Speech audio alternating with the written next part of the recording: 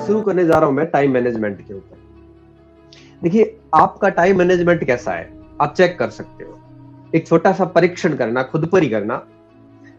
आप अगर आप यूं कहिए कि जब भी रात को जब भी सोते हैं, ढंग से नींद नहीं आ रही हो, बहुत सारी चिंताएं सता रही हो, इसके अलावा आप अपने आप को दुनिया से बहुत पीछे पा रहे हो, कॉन्फिडेंस लो रखा हो, साथ साथ में ये महसूस हो रहा हो कि मैं कुछ नहीं कर सकता, दुनिया की उस रेस में आप अपने आप को जब पीछे पा रहे हो, या फिर यूं कहिए कि चिंताएं सता रही हो, चिड़चिड़ापन आ चुका हो,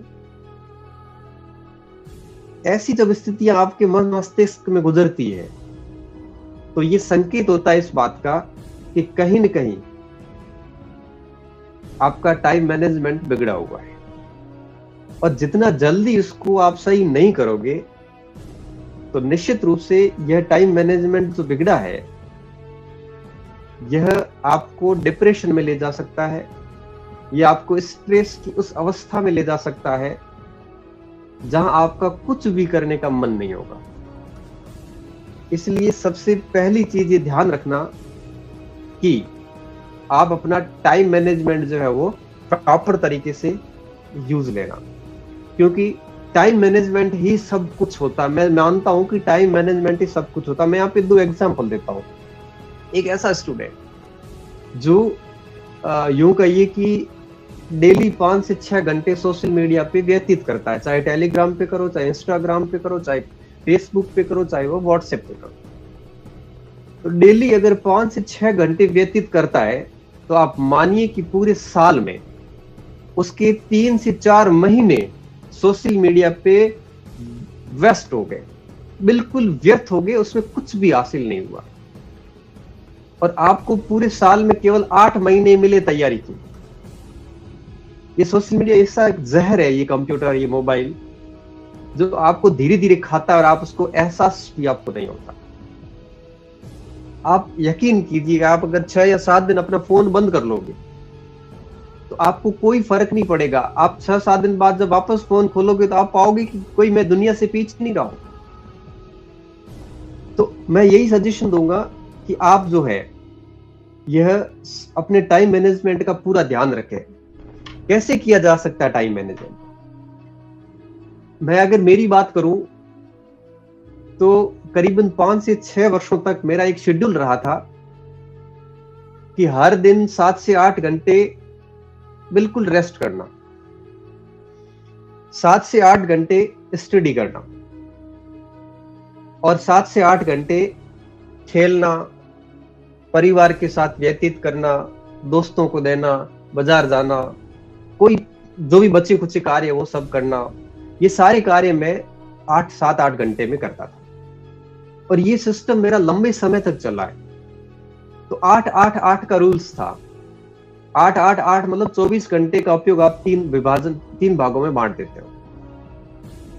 अब आप देखिए कि अगर आप 8 घंटे रेस्ट करते हो, 8 घंटे पढ़ाई करते हो नियमित रूप से, तो एक ऐसा समय आएगा कि अगर 8 घंटे आप 2 महीने पढ़ के देखिए, आप 2 महीने छोड़िए, सप्ताह भर पढ़ के देखिए, आपका कॉन्फिडेंस एक अलग लेवल पर होगा। एक कई बार आता है अपन परीक्षा आती है तब अपन बहुत बुरी तरह से पढ़ाई कर लेते हैं। तो मैं आपको एक एग्जांपल देता हूं। एक व्यक्ति जिम जाता है, हर दिन वो 1 घंटे जिम जाता है और अगर वो 2 महीने जिम जाता है तो 60 घंटे जिम जाता है और 2 महीने उसका शरीर अच्छा हो जाता है। अब एक व्यक्ति आया, उसने कहा 60 घंटे की तो बात है, उसने दिन में 15-15 घंटे जिम करना शुरू कर दिया, उसके 60 घंटे 4 दिन में ही पूरे हो गए। अब बताइए शरीर सही किसका रहेगा और बीमार कौन होने वाला? तो अगर आप सोच रहे हो कि जब परीक्षा आएगी तब हम 20-20 घंटे पढ़ के ये गैप पूरा करेंगे, तो आप बहुत गलत सोच रहे हो। एक व्यक्ति दिन में 2 रोटी खाता है, 30 दिन तक वो 60 रोटी खाता है। आप सोच रहे हो कि वो 60 रोटी का कोटा मैं 5 दिन में पूरा कर दूंगा, तो आप बीमार होंगे, स्वस्थ नहीं रह पाओगे। इसलिए पढ़ाई के घंटे अधिक हो ये जरूरी नहीं है, लेकिन निरंतरता होनी बहुत जरूरी है। और अगर आप निरंतर बने रहोगे तो टाइम मैनेजमेंट स्वतः ही होता है। अगर आपको ये हो कि भाई मुझे डेली 7-8 घंटे 6-7 घंटे पढ़ना है, मैं तो कहता हूँ डेली 5-6 घंटे पढ़ा हुआ भी बहुत होता है। अगर आप डेली 5 से 6 घंटे नियमित रूप से पढ़ते हैं तो 1-2 महीने के बाद आप निखर जाओगे। आपका एक अलग लेवल का कॉन्फिडेंस होगा, एक अलग लेवल की चमक आ जाएगी और एक अलग लेवल का पेपर का करने का तरीका विकसित होगा। आप यकीन नहीं करते हो, आप एक बार करके देखना, मेरी बात पर विश्वास करना, और आप 15 दिन तक डेली 7-8 घंटे नियमित रूप से पढ़ना। उसके बाद आप इतना अच्छा महसूस करोगे कि आप मन ही मन मेरे को ही धन्यवाद दोगे कि सर ने बहुत अच्छा हमें जो है वो बात बताई। तो नियमित रूप से 7 से 8 घंटे आप अपना एक टाइम टेबल बांध दीजिए। कई बार क्या होता है, इमरजेंसी आ जाती है तो हमारा पूरा शेड्यूल बिगड़ जाता है। कोई बात नहीं, अगला दिन जब आएगा तो उसका गैप आगे 2-4 दिन में पूरा कर दो। तो 8-8-8 का शेड्यूल बना दीजिए। मैं यही कहूंगा, अगर आप ये नहीं करते हो तो निश्चित रूप से आप दुनिया की रेस से पीछे रह जाओ। समय प्रबंधन के लिए ये जो 8-8 का फॉर्मूला है, इसको लागू करना इतना आसान कार्य नहीं है। इसको लागू करने के लिए कुछ चीजों का ध्यान रखना बहुत ज्यादा जरूरी है। कौन सी चीजें जो आपको ध्यान रखनी है? देखो, मैं जो बात बोल रहा हूं यहाँ पे लाइव सेशन में, एक एक चीज जो है ये मैंने मेरे ऊपर अप्लाई कर रखी है और मैं वही बात बोल रहा हूं वहां पे। जब भी आपका टाइम मैनेजमेंट बिगड़ेगा, जब भी आपकी निरंतरता टूटेगी, आप देखना आप चिड़चिड़ापन आ जाएगा, आपको गुस्सा आने लग जाएगा हर किसी के ऊपर। आप एक प्रकार से मनोरोगी हो जाओगे, आपको लगेगा मतलब हो क्या रहा है। लेकिन जिस दिन 10 दिन भी टाइम मैनेजमेंट परफेक्ट रहा, उस दिन आपको लगेगा कि अब मैं बिल्कुल सही रास्ते पे हूं। आपको किसी को पूछने की आवश्यकता नहीं है, क्योंकि आप बिल्कुल सही तरीके से काम करना स्टार्ट कर दो। तो सबसे पहली चीज यही कह रहा हूं कि आपको टाइम मैनेजमेंट रखना 8-8-8 का रूल्स बना दो जीवन में। फिर बीच में कोई 1-2 दिन काम आ जाता है तो डजंट मैटर, काम कर लो आराम से। उसके बाद वापस उसी नियम को फॉलो करो। कोशिश करो कि महीने में करीबन 20-25 दिन तक वो रूल्स फॉलो हो आपका। अब बात ये आती है इसको फॉलो करने के लिए हमें किन किन चीजों का ध्यान रखना है। सबसे पहला कि आप अपना मोबाइल फ्लाइट मोड पे रखो। तो मोबाइल फ्लाइट मोड पे रखना जरूरी है। अगर आप ये नहीं रख पाते हो, अगर आपका अपने खुद के ऊपर कंट्रोल नहीं है, तो एक बात मेरी नोट कर लेना जिंदगी में, अगर आत्मनियंत्रण नहीं है, आप अपने ऊपर कंट्रोल नहीं कर सकते, स्व नियंत्रण नहीं कर सकते, तो आपको कभी न कभी पर नियंत्रण अर्थात पराधीन रहना पड़ेगा। या तो स्वाधीन रहो या पराधीन रहो। स्वाधीन वो है जो आत्मनियंत्रण करता है, पराधीन वो है जो खुद पर नियंत्रण नहीं कर सकता, इसलिए वो किसी और के रूल्स से नियमित होगा, संचालित होगा। तो आत्मनियंत्रण बहुत ही ज्यादा जरूरी है। इसलिए सबसे पहला काम कीजिए कि दिन में 8-10 घंटे 12 घंटे जितना हो सकता है ये हैबिट विकसित कीजिए। हर दिन आज शुरू कर दीजिए, कल से शुरू कर दीजिए। ये कल 5 घंटे मेरा फोन बंद रहेगा। उसके बाद धीरे धीरे ट्राई कीजिए, कभी 5 घंटे 6 घंटे 7 घंटे। ऐसे नहीं हो कि एक दिन फोन बंद कर दिया, दूसरे दिन फिर दोबारा के यूज किया उसका वापस। तो फिर वापस वही बात कि हमारे यहाँ क्या ना, वैराग्य मशानिया वैराग जागता है। यहाँ जब कोई व्यक्ति मरता है तब ऐसे फील होता है कि बस दुनियादारी में कुछ नहीं है, सब कुछ छोड़ दो। 2 दिन तक ऐसे वैराग्य की भावना रहती है। तो ऐसा मशानिया वैराग नहीं होना चाहिए।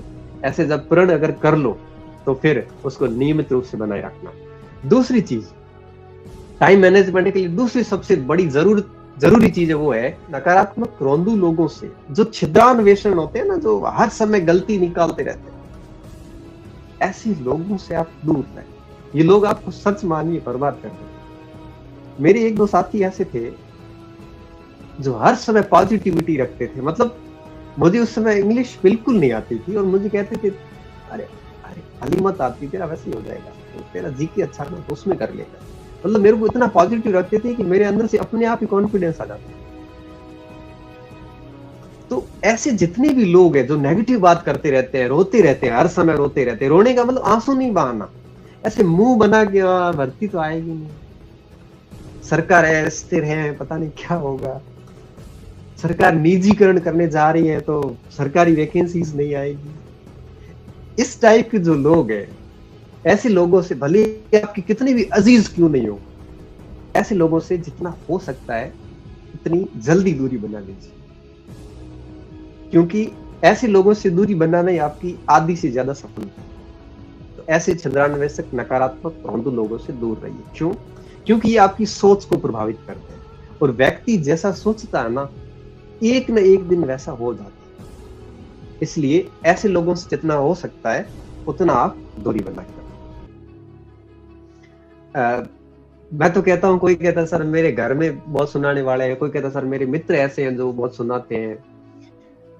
मैं आपको सिर्फ इतना कहूंगा, आप मस्त रहिए और आप मेरी बात को याद रखना, और बाकी लोगों को धीरे धीरे साइड में करते रहो। हम है ना, आपको इससे ज्यादा सकारात्मकता क्या चाहिए? मैं आपको कह रहा हूं, वैकेंसी आएगी, 2-3 वैकेंसी मिलेगी, आपको ढंग से मिलेगी। और मेरा इस YouTube चैनल के ऊपर एक मोटिवेशनल फोल्डर बना हुआ है, उसमें 7 मोटिवेशनल वीडियो है मेरे। आप जब भी कभी तनाव में आओ, मैं आपको सजेशन दूंगा, वो देखना। मैं कह रहा हूं, आपकी एक भी ऐसी समस्या नहीं होगी जिसका उस पर समाधान नहीं है। इसमें एक फोल्डर एग्जाम स्ट्रेटजी का भी है, जिसमें 12 एग्जाम स्ट्रेटजी रखी हुई है। आपको जो भी एग्जाम की आप तैयारी कर रहे हो, उसको आप उस स्ट्रेटजी को फॉलो कर सकते हैं।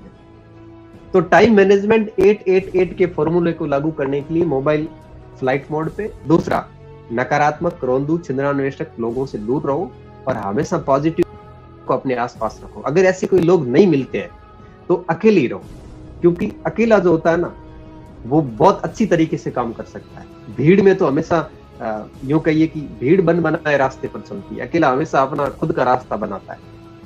तो ऐसे लोगों से दूर रहिए। तीसरी और सबसे महत्वपूर्ण चीज टाइम मैनेजमेंट की, अपना लक्ष्य हमेशा नजरों में रहना चाहिए। मेरी बात यह है कि लक्ष्य पर अटल कैसे रहे। आपका लक्ष्य रीट है, अभी क्या हुआ, बीच में पटवारी आ गया है। अब बच्चों का ध्यान पूरा चला गया है उस पटवारी के ऊपर, रीट होगी कि नहीं होगी, लेकिन पटवारी जरूर होगी।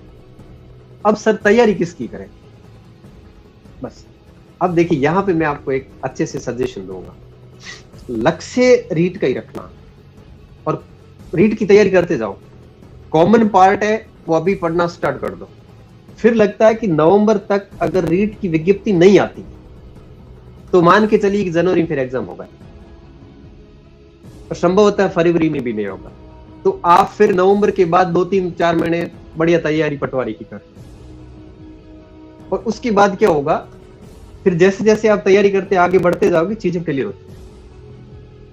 तो ये ऐसे डिसीजन होते हैं जो व्यक्ति को खुद को लेने पड़ते हैं। किसी और के भरोसे मत रहो आप कि सर मैं किसकी तैयारी करूं। ये देखो, ऐसे ऐसे नहीं, इससे आप भी रोंदू टाइप हो जाओगे। डिसीजन हमेशा क्रूर होना चाहिए, एकदम निर्दयी, इसमें कोई दया की भावना नहीं होनी चाहिए। डिसीजन ले लो, उसको लक्ष्य को हमेशा ध्यान में रखो।